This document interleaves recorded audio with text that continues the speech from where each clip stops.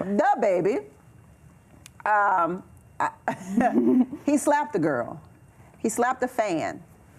But he says that the reason why he slapped her was because there was a whole crowd around and people were flashing pictures and lights were flashing in his face, and he just reacted and slapped her. He said he didn't even know it was a woman. He just slapped whoever flashed the light in his face because it bothered him. Right. So he just reacted. He didn't take into consideration who he was reacting to.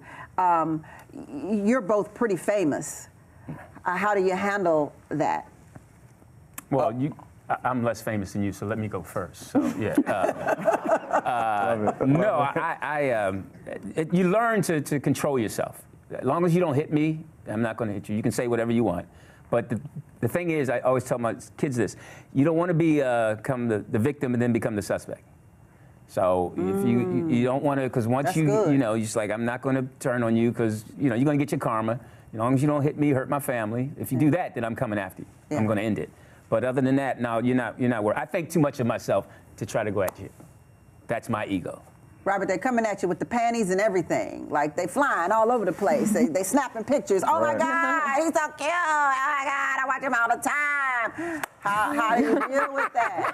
So I have I'm a fan, too. No, like, I'm fanning out, too. I can't lie. I cannot tell a lie. I love you, right? We're going to have a good time. We're having little drinks, having a little date. No, I mean, my dad was very much in my life. My dad always told me, act like you've been here before.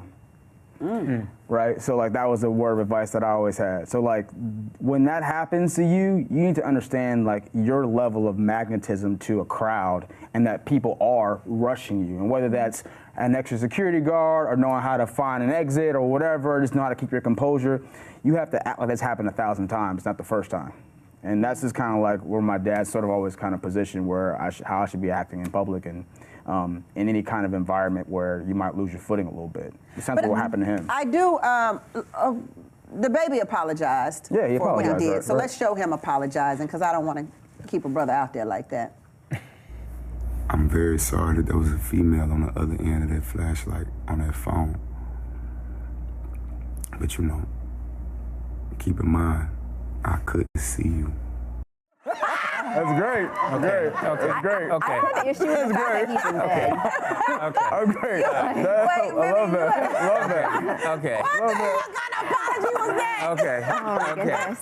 Okay. First of all, You have issue with the fact that he was in bed? Why? That looks like a video that you send to Boo when you're like still in the talking stages. You're in bed, like, just woke up, even though you have a full face of makeup on, trying to look all cute and sexy. And then he had the bedroom voice. He did have a bedroom voice. I had to turn around like, oh. Yeah, but I understand that he's trying to defend himself, but also explain his perspective. Like, because, having a bright flashlight in your face it's hard to see, it's hard to move, and it looked like it was a dark space anyway. That doesn't excuse him trying to hit someone at all, especially a woman. But I kind of get the whole flashlight thing. Yeah, but flash, you would go like this. Oh, it's in my face. You wouldn't go like that. Well, if you're trying to move the flash, you're like, get that out of my face. And then your face just happened to be there. I love the apology, non-apology. That's exactly what it is. Right, because it's like, if anybody who has siblings, it's like, apologize to your brother. Like, I'm sorry you were standing where my fist was. You shouldn't have been standing there. and the baby said that she, or whomever it was, hit him with their phone. So he was inadvertently hit with the phone because there was a crowd around. So I've been around a lot of celebrities, and I have to say that there are some who are very generous and who are very gracious with their fans. And I mean on a large level. Stevie Wonder is one of those people. Will Smith, too. Will Smith is one of those people. In close with his fans. Yes, when you're talking to them, it seems like it's just you and them. Yeah. And they find a way to make the moment an experience for you that you'll never forget. Yeah. Whether it's 5 seconds or 10 seconds, you're just like, you're cool with it. And then you meet those other celebrities who are not so gracious and don't really know how to handle it, and they talk nasty to you, or I gotta go somewhere, you see me, So it's a fine line between how you treat your fans because you do have to get to the next event or you do have to catch the plane or. But the ones who are as hostile as that, they don't make it. The ones that we've mentioned, Oh, they yes, have, they do. There's they some, have long yes, careers. they do, Vivian. They make it. Not for, they make it. Don't make me name names. They make it. They make But it. I'm reminded of the celebrities that I had. Like, dude, Rosa Parks came to my school when I was a little kid. And Wow. I mean, the way she looked at me and told me I was going to be great one day, like, I'll never forget it. And, you know, even like Bill Clinton came to my elementary school and he like shook my hand. And he's like, "What's your name?" I said, "Robert Ri'chard." He goes, "I'll never forget your name." I said, "I'll never forget yours either." You know, so you can have that impact on a person. And I think you got to be kind of responsible for that. You know what I'm saying? That you could affect that person in that way. You know what I mean? And not, you know.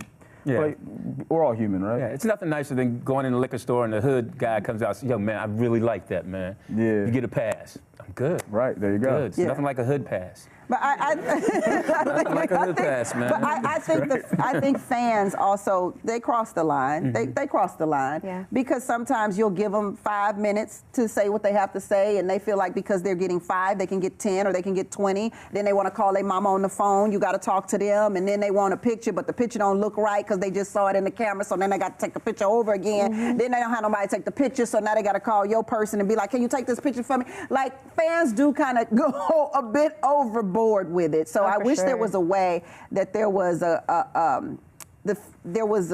some kind of pipeline to let you know, so that both of them would understand each other's journey. It's actually getting crazier too with the fans nowadays, like between like the social media messages and nowadays like they're always grabbing, and that's scary. Yeah. I can only imagine if I had 10 people grabbing at me and I'm just trying to go to the bathroom. It's very scary. It's frightening, but I think part of it too is, especially with like the newer celebrities, the fans feel like they have so much ownership over the celebrity because I made you famous. I listened to your SoundCloud. I downloaded that iTunes when If you it had weren't 10 for followers. me, you wouldn't be where you are.